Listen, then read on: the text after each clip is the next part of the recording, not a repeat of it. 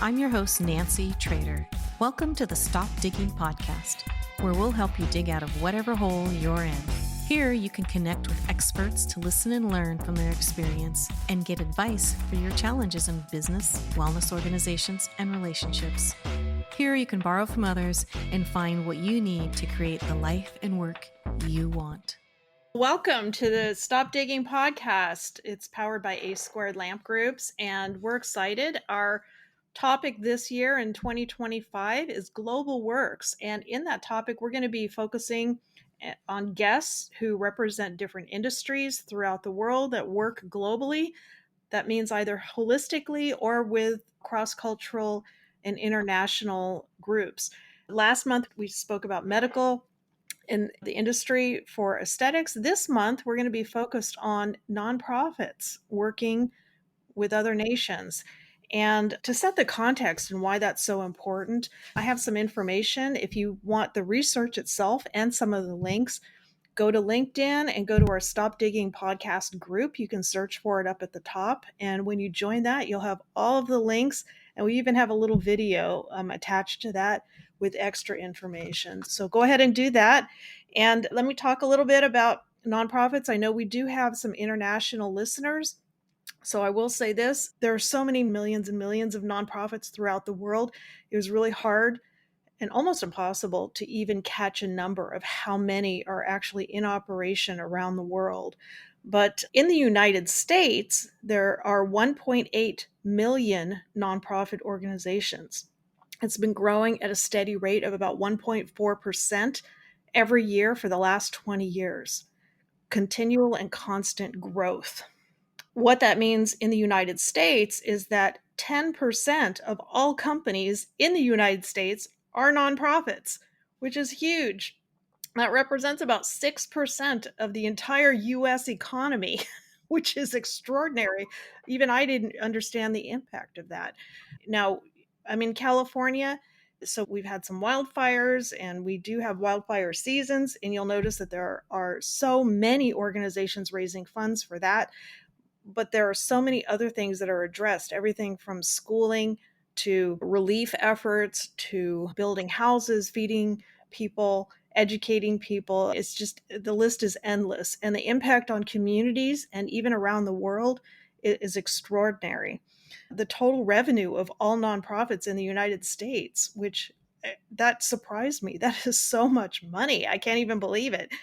But in addition to all that money, about 71% of nonprofits have seen an increase in the demand for their programs and services across the board in all of them. So it's pretty outstanding and impactful. What interests A², because we are a business and organizational development and professional development incubator, is that only about 50% of nonprofits are actually successful. And 30% of those will even cease to exist after 10 years. So a lot of the work that we do to incubate and help organizations launch addresses all of the issues that result in those failures, and we're here to mitigate those as much as possible. One of the best things that excites me is that today we are working with a guest who represents a nonprofit in the United States, but what's unique about this person is that they are working across another nation. They're working from the United States, but in another nation. But there's two things that make it unique about that is that number one, they're working with Native American people in the United States, which for us, that means a nation within a nation. For anyone who's not from the United States, the tribal nation is located in the United States. They operate as their own nation, but they're underneath the United States. And in this situation, this particular tribe that our guest works with represents the largest tribe in the United States. They have over 400,000 registered members. Only about 139,000 live on the reservation lands. It's the largest nation within a nation just by landmass. It crosses 4 states. It's 27,000 square miles. I can't convert that for international audiences into metric, but you can Google that at any time. And the other thing about this incredible nation is that they are best known for basically helping everyone win World War II. So, the nation I'm talking about is the Navajo Nation. You'll maybe watch a movie or read a book about code talkers. And so, our guest today is an amazing person. He and his wife actually have been working with this nation for a long time with their nonprofit. We'll get more into that. I will say this, he is a third generation missionary. And so today we're going to be focused on faith based nonprofits working across nations. And that faith based across all of the different religions in the United States represents about 40% of all nonprofits across all religions. Today we're going to be focused on a Christian faith based nonprofit. And this person I'm excited to bring on so he can share everything is Chuck Harper from the nonprofit Across Nations. Welcome, Chuck. Hey, Susan, thank you so much. And boy, I'm impressed your homework. You've done some good work there. Definitely. I'm actually originally from Santa Fe, New Mexico. Good.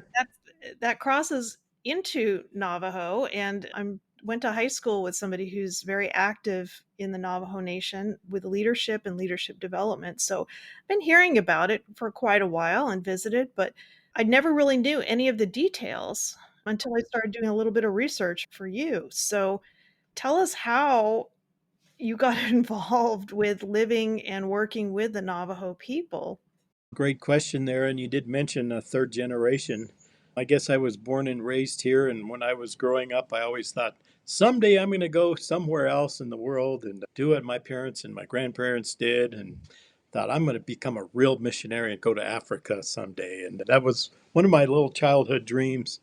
And I guess that was always on my heart. But I realized later, just a long story, that I really feel at home where I grew up. And that's where home has been. We've been here a long time. We're actually just burying my mother this coming weekend.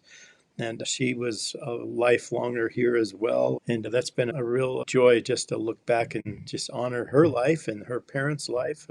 Also lived here and spent more than 100 years we've been based in here in the Navajo Reservation area. And that's just your family alone for Yeah. 100 years working with the Navajo people. Hmm. Now, let me just say this for our listening audience. When we're working with faith based nonprofits or we're interviewing or talking with them, sometimes there's terminology that's unique to specific religions, depending on what that is. And so, one word that some people might find unique in working with Christian faith based nonprofits is the word missionary. So in the research page in our website on LinkedIn, our group, I did provide a definition of it. And what's unique for Christian workers, they're actually just Christian workers, but because of the faith that they have that Jesus is the Redeemer, they believe that the only way to show your faith is not by just sharing the message, but also by doing it and following his commandments. And so one of the commandments is to go out into the nations. And the people who do, the Christians who actually go out into the nations, are called missionaries. But for the purposes of any listeners who are not Christian, think of them as Christian workers around the world. Yeah, a So lot of times people think that terminology gets hung up on a lot of times. We're not here just being Bible thumpers and telling everybody right. repent or die. That's not what we do, but we're here to just help people and help them overcome some of the things that are just holding them back from the life that they could be living. We do a lot of different kinds of work. For example, during COVID-19, we part of a Christian response team, and we handed out hundreds of tons of food, not just with the Navajo reservation, but with others. We've been sending young people to hurricane areas to help clean up after hurricanes. And there's a lot of talk now. Maybe there's a way we could come to California and help some of the fire victims. We just like to get involved and help people where it hurts. There's an old saying, hurt people. We try to realize that can be very true, but we can also come alongside and help people when it hurts. We do a number of things. We've got a Navajo Chaplains Corps where we go out and just minister to people. We try to go out and help, just be available to people when they're hurting, or when there's a fire, or when there's a suicide, or all of the kinds of tragedies that hit Native America way, way too often. What are some of the, for our listening audience, and even for me, I'm not familiar with a lot of the challenges within the Navajo Nation. Can you maybe talk about some of what those are and how your organization and you are addressing those? Native America, I think sometimes people say it's the best kept secret or the worst kept secret out there, because there are so many people. Navajo Nation is 400,000 people strong, and the reservation, as you mentioned, 27,000 square miles. Put it into an international context, it's 3 times bigger than the nation of Israel. And that's how big the Navajo reservation is. And so there's people that are scattered and they're very isolated. A lot of times, some of the elderly people still don't speak English. Young people are growing up in a very modern world with cell phones and technology, and they go home to their grandparents' house or live in the same house where their grandparents don't know how to speak the same language as the grandparents were raised raising sheep or living subsistence lifestyles off the land, and the kids are learning how to become AI experts. And so there's a big gap between the elder generation and the younger people. The isolation causes a lot of problems because there's not a lot of internet availability or cell phone technology. People live very isolated in these reservation communities, and they don't have running water, believe it or not. We have probably half the reservation still doesn't get running water. Yeah, that's in the United States Oh today. my goodness, that is shocking to me. For those of us who don't understand, I'm in the United States, and there's some areas that are confusing to me. I can't even imagine what somebody listening from outside the United States might think. But when we're talking about like an area and a nation within a nation, does that mean the area has cities of its own, or are they part of other cities? Do they have a Navajo city, like a capital? Are they Yeah. how do they operate? What does that look like? I know if they're big enough to be called cities, but they're communities at least. The community where I live is Window Rock, and that's the Navajo Nation capital. So we have a government office here, probably as big as any state government, and they have one like mining, and they have finances, they have education offices, all sorts of government. In fact, the employment on the reservation is poor. Most all the people that work for the U.S. government in one form or another. There's not a lot of industry and there's not a lot of development. There are communities, there's probably 5 larger communities on the reservation. Most of the people, though, live very isolated and in what they call, in English, it would be camps. So they live together with people of their clan or their relatives, and they live in isolated pockets, if 20, 30 people together, maybe 10 families, but they're usually all related to each other. And so they would live like that. And there's not a lot of, sometimes not a lot of paved roads. They have to get to their homes by dirt road and a bumpy, in the wintertime when it's cold and muddy, it gets pretty isolated. So this is a primarily maybe 90-95% rural community. Correct. Oh goodness. Yes. Okay. What are some of the industries? You mentioned that there's a challenge with jobs. There's virtually no industry here. It's a complicated quagmire of political mess, in my opinion, because the Navajo reservation is owned by the federal government. The federal government has given the reservation to the Navajo people as a federal trust. If they were wanting to build a business or start a company, they would have to first go through, I don't know where the starting point is, and probably that changes often. They would have to apply and go through 14 different hoops. And if any one of them says no, they have to start all over again. So there's really hardly any private business on the reservations because that process is so complicated. Also, in that same process, because you can't own the land, and you can't own the property where you're going to build. You can't get a loan to start a business, just to build a home. It's just very complicated, and the ways to get that business started. We've had people tell us, I could go to Albuquerque or one of the border cities and start a business. It might take me 3 months before I'm operating again.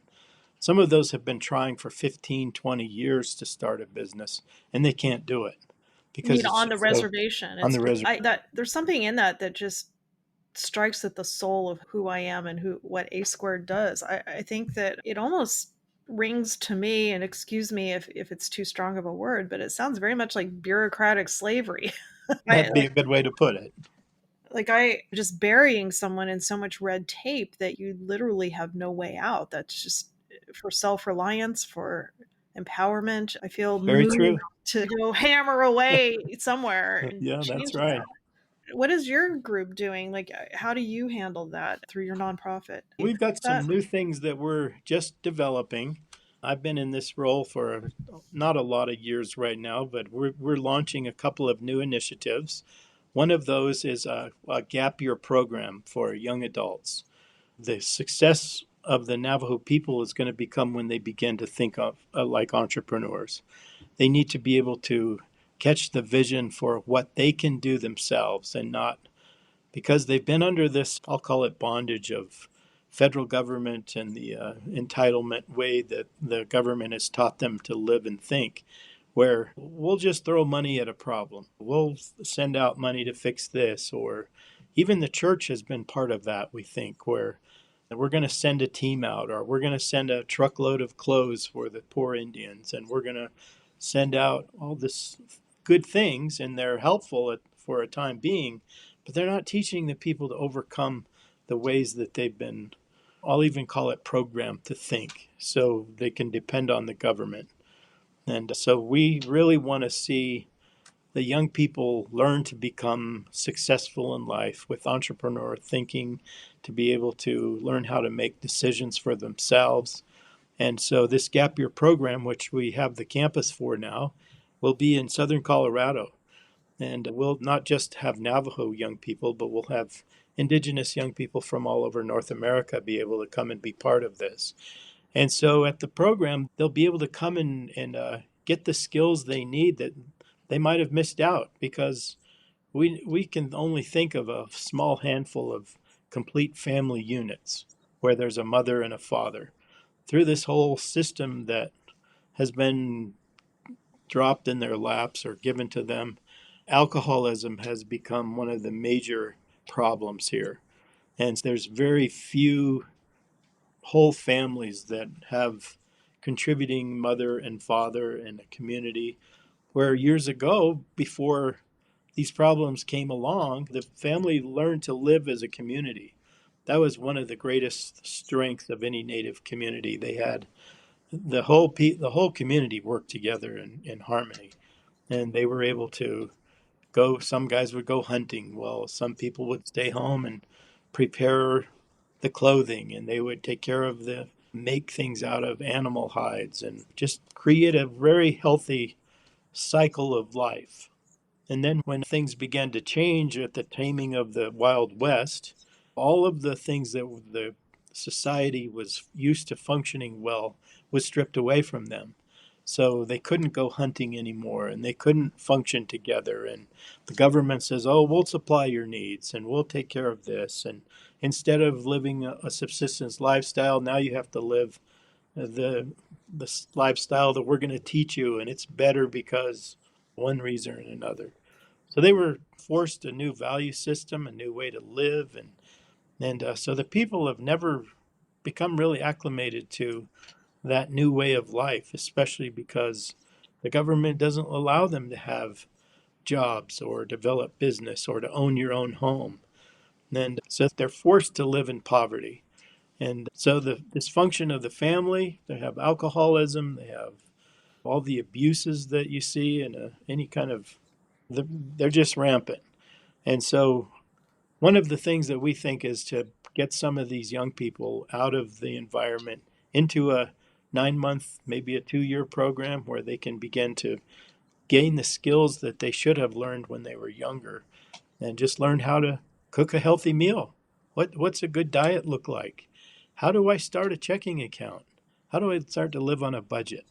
How can I relearn some of the skills that I didn't learn as a child of farming and agriculture? And how do I function in today's society by being able to get up on time to go get a job and not stay up till 2, 3 in the morning playing my video games? And my diet's not going to be running to the convenience store and getting a Dr. Pepper and some hot Cheetos, but we're going to learn how to cook, and we're going to learn how to manage our money together, and we're going to learn how to play and be kids and like we missed out on. And so our gap year program, most gap year programs are teaching kids how to be successful in college or maybe some vocational training.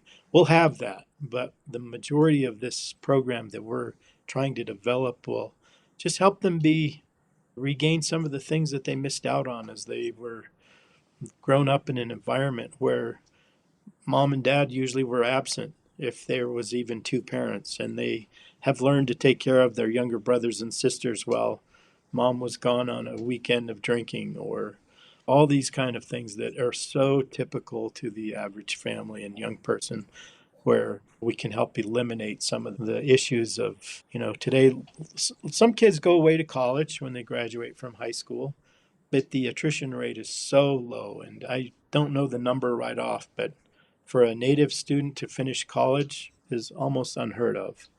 And the numbers are increasing, but it's still so low. And then my wife and I did youth work for a majority of our adult life. We worked with students, and we would often encourage these kids, especially those that would get college scholarships, or they would have opportunities to go to college somewhere.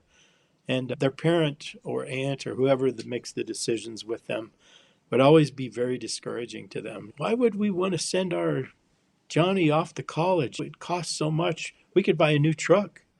And if he leaves, I'll lose my job at the laundromat, and I won't have anybody to babysit anymore. So I don't want him to go away to college. And then likely they'll marry somebody that's not Navajo or not from here, and they'll move away, and then we'll never see him again. So the whole system of dysfunction and just these lifestyles are self-propagating, and we think that we can help bring the people back home and help them to become successful in life in a more effective way. Well, you know what? Some of what you're talking about, my heart's kind of leaping with some passion hearing from you, because that speaks directly to empowerment and meaningful work. If people can't find meaning in the work that they do, there's an atrophy that happens, a lack Mm-hmm. of motivation, a lack of self worth. And what typically happens is when people are disempowered and they lack meaning, they begin to, because we're human beings, we begin to self sabotage and self soothe.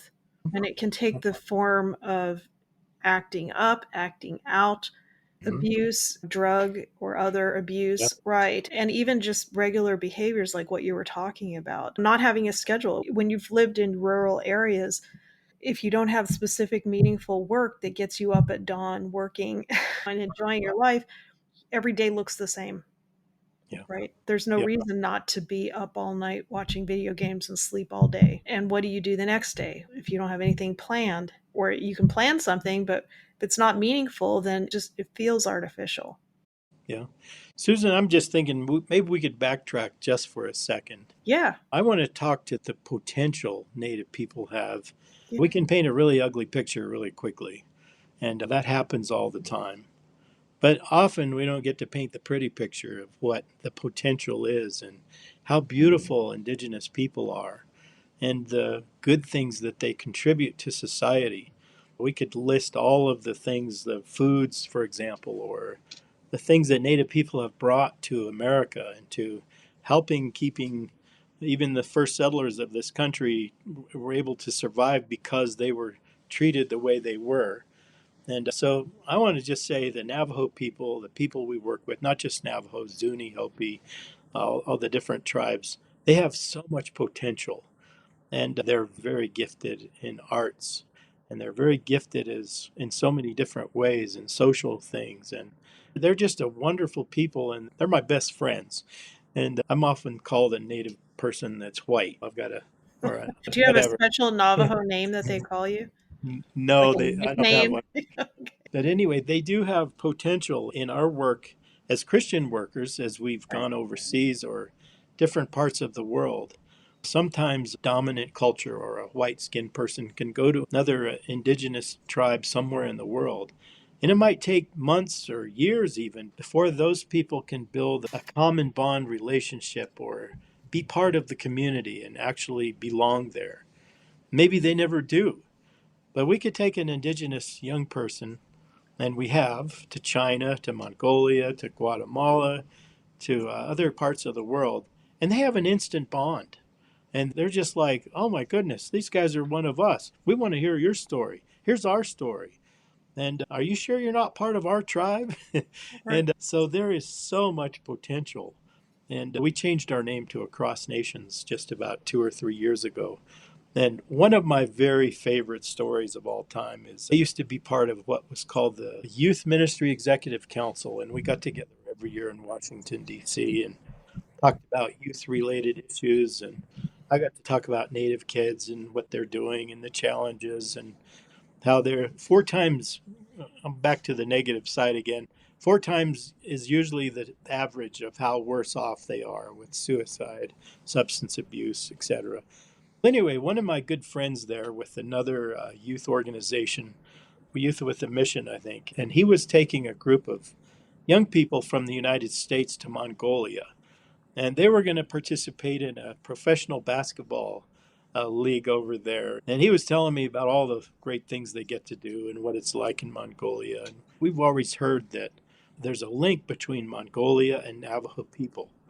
And we've had several people in the past go to Mongolia and they hear stories about, oh, yeah, one time way back in our folklore, some people left and someday they're going to come back and tell us about the meaning of life and what they've learned in other countries. It's funny. Yeah. I read a book about that very thing, and my mind can't capture the title of the book, but it was all about that, taking a group to Mongolia. And when they got there, it almost wasn't even a foreign nation to them. Yeah, They could understand exactly. some of the words. The yurts are organized the Just like a same way. hogan. They could understand each other Hmm. linguistically. They're even riding horses and some other things were so unique to both, but they Yeah, shared them. And yeah, I find that exactly. pretty great. Do you take students there to Mongolia through your organization, or is We've it a, been, we do, but not as much as we'd like to yet. But okay? this story where I was telling you, Yeah. this gentleman who's organizing a basketball team, I said, you need to take some Navajo kids. And I said, basketball is the number one recreation on the reservation. He said, I would, but I don't know any. I said, I'll send some with you.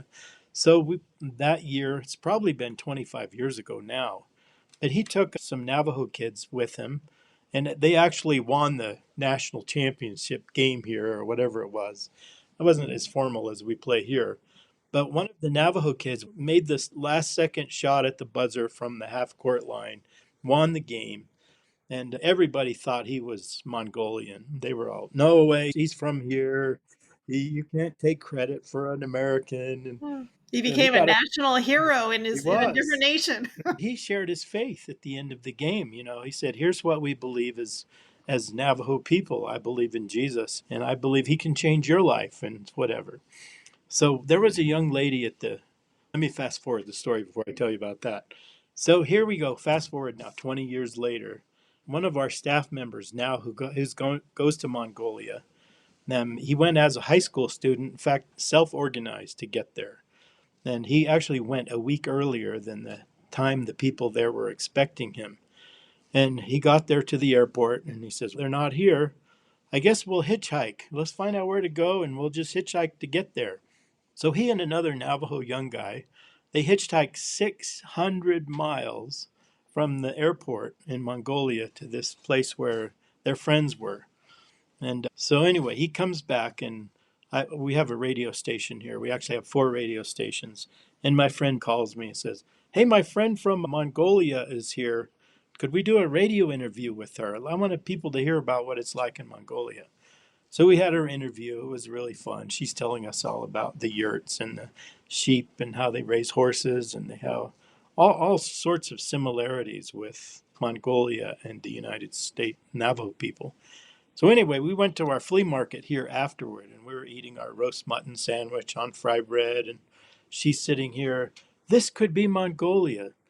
And I said, and Kush, tell me, how'd your life get changed to be doing what you're doing?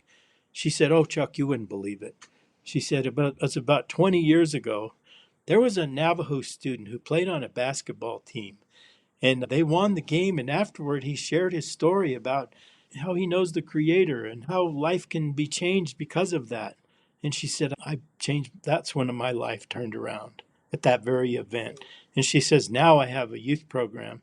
I'm starting a coffee shop. I'm doing all these things. And I'm here in the U.S. because I want to get people to come over to Mongolia. And I had chills going up and down my spine. I said, did you know? And I named the guy who took them there. And yeah, he's the guy that we know that we work with. I'm like, oh my goodness, this is the kind of story you should only hear when you get to heaven someday, about how you did something that made a change in a life. And that's when we were changing our name from what it was to Across Nations. It was Western Indian Ministries at the time. And we thought, that sounds a little too John Wayne-ish. And nothing wrong with John Wayne, but we're not about that kind of, Right. we really want to see Indigenous people making a difference in other tribes around the world. And if we can have young people from the United States or North America go to other countries, maybe it's just going to other tribes. And they can really help make a difference when they're investing time in the things they have to share with these other people. So we changed our name to Across Nations. Hello, friends. Thanks for listening. A Squared Lamp Groups powers this podcast. Their memberships are tax-deductible donations that directly support their work developing people and organizations. But just for you, they're offering podcast listeners a special 40% off coupon code to join. Your benefits as a member include additional resources, perks, and access that you can use all year, including an additional 30 minutes of bonus podcast content for every episode. Simply use the code 4listeners at checkout. That's the number 4, all caps, listeners at checkout. They also are giving our listeners free gifts to use now. Go to their website, asquaredlamps.org/podcast, and download your free My Success Course of Action worksheet. There is no cost, registration, or sales pitch involved. Just click it and save. Use it to work on something significant to you this month, maybe even something that sparks interest from today's podcast. Then click to join our free but private Stop Digging Podcast LinkedIn group, where the conversation continues between you, the hosts, and our guests. Don't forget to subscribe and share this podcast with your friends. And now, back to the program. Well, it's all about relationships. The magic that happens is when there's a connection on both sides and something changes for both people. And it's why connection and relationship is so important. Absolutely. When you were talking about isolation, it can happen in any sector of the world. Leaders are lonely. Everybody's lonely. If you listen to old Beatles songs, there's the magic of just connecting people, not just to resources, not just to themselves with meaningful work, but just connecting them with people outside of their normal comfort zone to let that magic happen. Like what you were talking about with basketball. It's not a manipulation thing, it's a relationship thing. That's right. If the message gets shared, whatever that message is, if you're a business going over there for the purpose of business, it's the relationships that you formed that allow whatever the official reason is, it's the kismet that makes it meaningful. And that community of trust is so important. So you have a community that you become part of in that relationship. Beyond really yourself and what you already know. Yeah. And so you were talking about 2 programs, and one of them was the Gap Year program. That's right. What was the other program? The other program is we're trying to develop a small business incubator so we can bring people together and teach them how to start a business. Starting a business on the reservation in a building like a retail or some kind of factory You have to jump through so many various hoops to be able to get there. But today there's so many other ways to run a business. You could start your own construction business where you don't have to have that brick and mortar place to do that. Or you could do a home-based business, or a lot of people have home site leases or church site leases that they could develop things like a coffee shop and an internet cafe type thing. But they haven't really learned the resources that it takes or how to develop a business like that. And we think if we could bring some of the people together, develop some partnerships with some people from the outside that really can help them develop that. I'm not a businessman myself, but if we can get some people that are really knowing about business and how to help others launch their own business, we think that will really be a way to help make a difference. We are seeing the beginnings of this whole entrepreneurial mind shift, I think, because there's a lot of flea markets going on today where we didn't see that 20 years ago. And people are starting to make things in their homes and learning how to go out and sell that. Where those are the kind of things that I think are going to really make a difference with the people on the reservations. So they're not just depending on the government or welfare checks to help them make it in life, but they're learning how to do things that will make a difference. But And like to our, use their own skills and talents. Like we grow as people when we discover and begin to utilize our skills and talents. And then we often find that there's a thread that connects all of the different activities that we actually right, like to do, and it creates meaning for our work. So, what some of the things that you're describing too, I don't normally do this, but if there's a partnership, A Squared would like to come alongside you if something works out. I'm very passionate for what you're describing, and we can talk offline about that. But I get tired of hearing people mm-hmm, bash business. yeah, That, oh, they're so greedy. Businesses are greedy. You can only do it certain ways. Business can be anything that you want to do, utilizing your skills and mm-hmm, talents and selling that mm-hmm, to somebody who doesn't have those skills and talents, or whether it's product, services, location, access, whatever that looks like. And I'm just passionate that people find that and not just flow with whatever's in front of you. yeah, very true. Yeah, And you have a people group that's so gifted in the arts and right. carpentry skills and being able to make beautiful things. Like traditionally, Navajo people are making jewelry with silver and turquoise. And they also do weaving, which is just beautiful. Pottery. There's a lot of other products besides just arts things that they could be making that could become a big industry, or it could be something that they could be selling for and then being able to support themselves and their families. So just a lot to develop here still. Just the opportunities are endless. It's always a little bit different developing rural based businesses. I know A Squared, we're certified as an incubator, although we do a lot more, but there are incubators that focus on specific industries, even in the United States or around the United States. Artists, there's a very famous, very well known business incubator that's like an agribusiness incubator in South Jersey, in Camden County, and they've been able to help new companies launch new products, that things that we've all heard of and Mhm. used many Sure. times, including I think the fake burgers.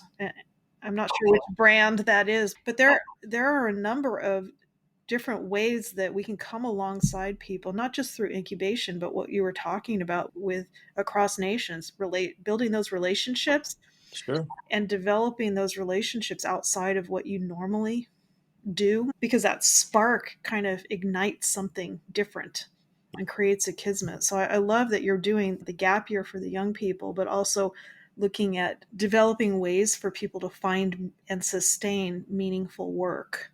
Mm-hmm. Because then you're not Yeah. talking just about the problem, you're actually creating the solution that kind of whatever Mm-hmm. the problems are.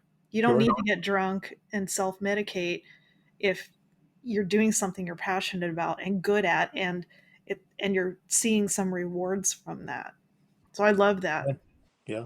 That's good. Yeah, there's so many opportunities. We're just eager to see this get launched and be able to really make a difference in the whole person and not just in a traditional faith-based environment where we're doing Bible teaching and things like that. Not that those aren't important, but coming alongside and really helping the whole person develop into what they can become. I love some of what you're doing. How has some of the work changed with what you're doing now versus what some of the things you saw maybe 20 years ago or when you were growing up, like what the focuses were? I think there's a lot of obvious ones. One of those would be just in, I know my parents and my grandparents used to spend so much of their time just in being able to live. They had to drill their own wells, they had to get water, build their own homes, they had a cow where they got their own milk from. And so they spent a lot of time just doing those type of things and developing the land into where they could live and just be able to survive. Where today we have all the modern conveniences, at least in our community here. Some of them still don't, but so we're not spending that kind of time. We're also seeing a lot more involvement with the local government people and the people that are doing things. We have a prayer meeting every Monday morning with some of the Navajo Nation leaders and really trying to get alongside of them and help them. And they have to make a lot of really tough decisions. And sometimes they just need somebody to come along and say, it's okay, you can struggle with that, and that's all right. And so we pray with a lot of people that are in the government and in leadership positions, just Well, trying to be their don't friend. underestimate that, folks, too. Even if you're not Christian, there are psychological Mhm. studies that prove that praying actually reduces stress. And when your stress is reduced, you make better decisions. So it's not just about a formal religion or whatever. There's actually a physiological brain function that is affected by that. So that's not nothing, and it's not necessarily a wall between doing that, but there have been many studies that prove this. So I love that you're actually helping reduce some of the stress involved with people who are making those decisions. That's great. Yeah. And even like some of our chaplains, they can go debrief with the police officers if they've had a tragedy or suicide is so common here. And you never get over having to go clean up after a suicide. If you That's very traumatic to me. Tell me more about that because I understand depression and function and self medication, and there's that downward spiral. But how common are we talking with the suicide? And that's so traumatic. I can't even suicide imagine. is one of the worst issues that we have to deal with. It seems like it comes and goes in waves. We see some communities that are their high school might only be about 200 or 300 people, Hmm. but yet they might go through a series of suicide where there's one a week for a school year. Lord, I can imagine. It happens way too often. Right now, it's not as. I don't know why it goes in waves like that, but they call them copycat suicides sometimes. But suicide is still very common, and I'll bet there's one a week still across the reservation that people have to deal with. And a lot of the police officers are traditional in their religion. And to a traditional person, that don't touch dead bodies, they don't go see them, they run away from that, and they're not allowed to really deal with that kind of thing unless you're a special part of the medicine men or something. But Right. police officers are always the ones that are called out to go and pick up the pieces or clean up after a tragic accident. And so they're very traumatized by this. And sometimes just coming along and being their friend and saying, hey, let me help you. Let me help you deal with this. I care about you. All you got to do is put your arm around them and say, hey, we care. Maybe get them a meal or bring them something that is meaningful. And just showing up. That's really all you have to do and let them know that you're caring. And so those kind of things really are very meaningful of things that we get to do almost every day. And people will call us to say, hey, would you come and pray with this person? So much trauma takes place on reservations. It's just unbelievable sometimes. What about the families? If it's so common, how are the families? I'm assuming that if it's that common, these smaller family groups might have multiple suicides within their. Yeah, it is so common. I think a lot of the tragic loss has just created these huge hearts of callousness and They have to cope with it somehow, and so they just ignore it. And they don't get to grieve, and they don't get to. COVID was another thing. COVID was such a devastating factor here. So many people died of COVID here, and they're still deathly afraid of it. And so there was so much grief and loss, and it hasn't been dealt with yet. So we're trying to figure out ways to help people overcome some of the loss. But it's just, there's been books written about it. A lot of studies have been done about the lack of being able to deal with grief and loss. And that just creates more of the trauma and more of the substance abuse and the way they self medicate to deal with these issues. Help helps you deal with the parts that are hard. Suicide is the ultimate attempt to escape pain. If you don't have the skills to manage pain or to get perspective, it's yeah, I'm definitely not an expert on it. It's very sad and traumatic. We try to keep all of our chaplains well trained in some of the things that you need to know as you deal with suicide. And there's several different programs that they learn and have gone through. Not all faith based. There's a lot of good programs that Yeah. It sounds like your organization is really doing a lot. we can do more than we realize sometimes. Another one of our big things is we do a lot of wood distribution. So there's a landscaper in Albuquerque that has been sending out truckloads of wood, probably 20, 30 cords every month that we get to the hands of some of the people that need it the most. And it's just a way we work with the community health representatives and just find out who actually really does need it. So people aren't just taking advantage of free wood, but it tries to go out to people because people are still heating their homes with wood. People are still cooking their meals on wood stoves, and that's their only heat source. And right now, we're at the middle of January, and the temperature is 10 below zero last night.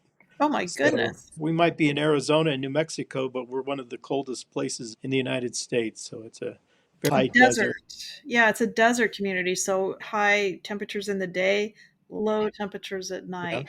Yeah, that gosh, there's so many challenges. Yep, we've got challenges coming at us from all directions, but opportunities too. And we just like to take advantage of those. And a lot of new native people come rising up and are really making a difference. So it's fun to just sit back and watch some of them do things. And that's been really rewarding. Well, who have you you're white, right? Do you have Navajo leaders within your organization and how are they mobilizing themselves and other people for their own community? We have about 30 people on our staff, and about two-thirds of them are Navajo people.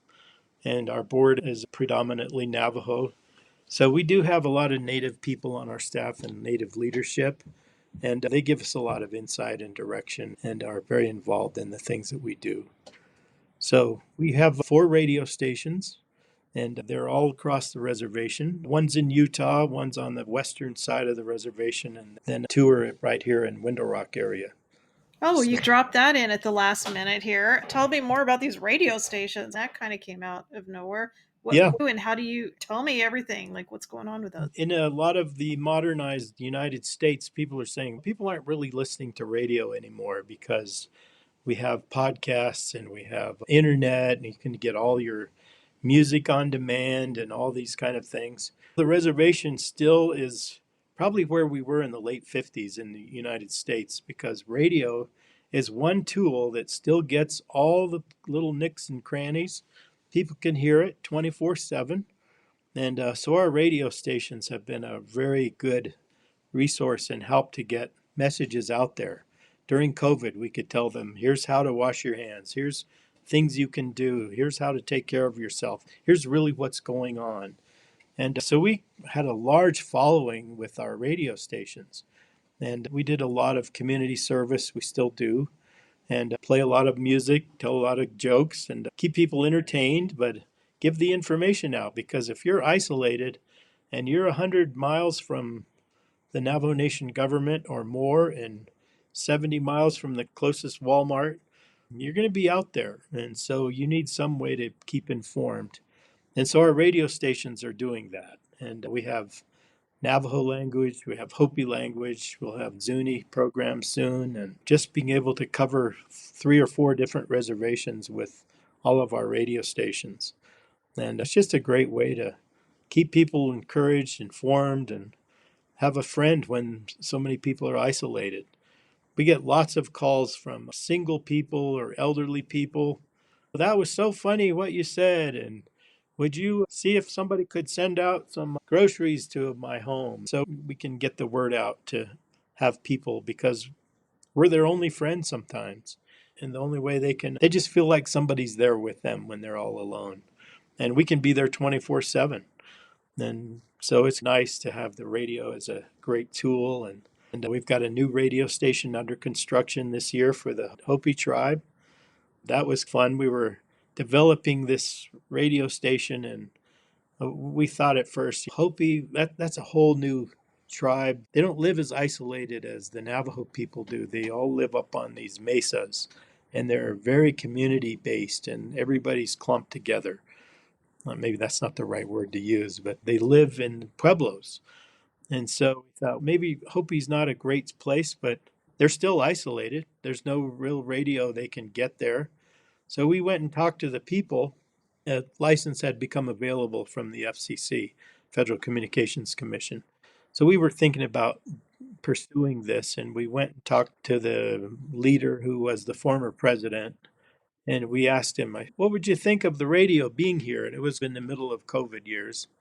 And he says, would you be able to help us get the information they need about how to take care of themselves and what to do if they get sick? Oh, would you be able to help us retain our language because we're losing our language? Oh, yeah, we sure want to have Hopi language on the radio. We'd have news, we'd have all these other programs. Like, yeah, we sure want you to be here then. He says, but would you be able to do sports like you do on the other stations? Yes, we can do play by play. We'd love to do that for the Hopi High School. And then, yes, we really want you to come here and have a radio station. So that was the clearance. And he said, you can have a studio in my office here, and you can just base it out of here. And so that was really fun. That's exciting news. Something that's really uniting communities, and also the language piece. I love that. Just being able to connect different linguistic peoples together and unite them separately. I think that's amazing. Yeah, and we can do a lot of public service through these radio stations and just keeping people informed about all the things that take place that being living isolated they don't get to hear. And they can call in and debate, or they can call in and just be part of the whole dialogue. And it's really fun to see that happen. So they do have access to telephones, because you've made mention of a couple of people calling. Cell phones. Is their cell phone service pretty standard throughout the reservation and communities? You said the internet was somewhat patchy. Is there an infrastructure that would allow them to have the internet? There is, and that's being developed. They've been getting a lot of federal funding so that they can get the internet there. Still, it's going to be difficult unless it's something like Starlink or one of the satellite based internet programs. So it's But still very not high speed. improving Steady, quickly. but And the schools basically still have internet now. And the Navajo tribe, Navajo reservation is divided up into 110 chapters, which are like counties. And each one of those chapters has a chapter house. And I think majority of those chapter houses have internet, so they can go to that place and log in sometime. But people don't know computers really yet, so a lot of the people that would take advantage of or that should don't even know what that means really. You talk internet, and they're like, "What are you talking about?" that might be it. Another area of development. You Yeah. just have so much on your plate right now. If there's one thing that you would leave our listeners with today, what would that be? I think for us is that we think that Native Indigenous people have the capacity to make a difference in other tribes. And when they have that chance to help other people, that helps them more than anything else. When we take a group of young men to the hurricane areas in Texas or Louisiana, they come home saying, we should be doing this at home. We could be helping our neighbors. And so we really feel like that's a key to getting Native people involved in the solutions to other people's problems and not just focusing on themselves. And so when they start to catch the vision that, hey, I could make a difference, maybe I better go get a job so I could help raise funds so we could go to Louisiana again, or we could go to another country and make a difference with these other people. So that's why we call ourselves Across Nations, because we want to see that light bulb or the transformational thinking happen in their own minds, that we can be the agents of change. We can help other people, and we can do this without living the life that we've been programmed to think that we're the poorest of the poor and we just need someone else to come help us and get more stuff or more money to be able to live. So I think that's what motivates us, what keeps us going, and knowing that the people we love and serve are going to be able to make the difference. I love that. And so, for any of our listening audience, if you're listening to this and you're like me and you heard something that sparked something in you and you want to get more involved, Chuck, tell us your website. And also, you do have opportunities to visit and work with your organization. In the Christian world or Christian nonprofits, they call that short term mission trips. If you're not Christian, there may be ways that you can share your skills and still help, called something else, a volunteer service, Mhm. whatever that looks like. But tell us the website and then tell us where to go. If our Very good. Our website is acrossnations.cc. That's www.acrossnations, plural.cc. And we also have a Facebook page and get involved there.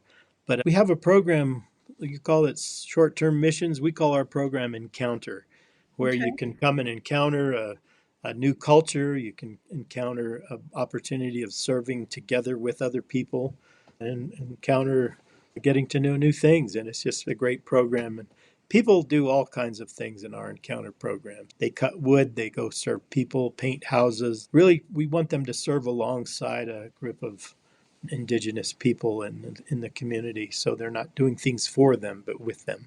so listening audience, we were talking about kismet, connection, relationships. Step outside your comfort zone.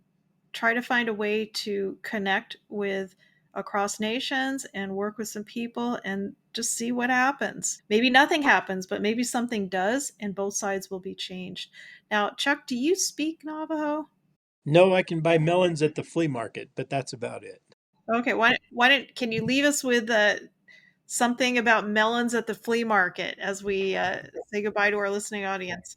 I could say, come see us in Window Rock. And I might say that, I'll introduce myself. And Chuck Harper and Sheh, Across Nations, Ginashnish, Tsakahotsandi and Dishilan. Wonderful. Thank you so much. Now, again, listening audience, if you want to watch a small video on the Navajo people, and if you want to see some of the statistics we talked about early on, including some additional Navajo Nation statistics, go to our LinkedIn page. Look for the group Stop Digging. It's a professional, self-directed development group. So if you're working on something for yourself, you can share. But also, all of our episodes, all of the research that we pull up gets posted there. And so you can check it out for yourself. Thank you so much, Chuck. I just enjoyed this conversation so much. And if you're an A Squared member, stick around because I'm telling you, we have everybody who's a member of A Squared Lamp Groups. Not only is your membership a donation to our work, but you get part of your benefits an additional 30 minutes of content for every podcast episode, and you get put on our special podcast private list. I'm just going to thank you so much, Chuck, for sharing. Honor. Blessings and success to you, your whole crew, your staff, everybody. We're really thankful that you came today. Thank you. I appreciate it. Thank you for listening to the Stop Digging podcast. We hope you enjoyed the conversation. Please like, subscribe, and share with a friend, and connect with us on our social media channels. This podcast is powered by asquaredlamps.org.